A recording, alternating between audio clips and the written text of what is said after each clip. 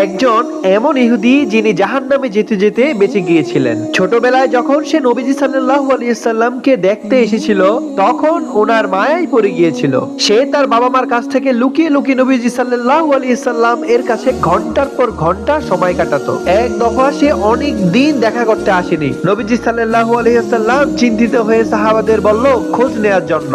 খোঁজ নিয়ে জানা গেল ছেলেটি অসুস্থ। প্রিয় নবী রাসূল সাল্লাল্লাহু আলাইহি সাল্লাম বাচ্চাটিকে দেখতে তার বাড়িতে গেলেন। বাচ্চাটি নবীজিকে দেখেই কেঁদে ফেললো, কারণ তার বাবা মা বলতো, তুই যার জন্য অপেক্ষা করছিস সে কেন আমাদের বাড়িতে আসবে? তার সাথে তো আমাদের কোনো সম্পর্ক নেই। প্রিয় নবী রাসূল সাল্লাল্লাহু আলাইহি সাল্লাম বাচ্চাটির মাথায় হাত রাখতেই বুঝে গেলেন বাচ্চাটির অন্তিম সময় এসে গেছে।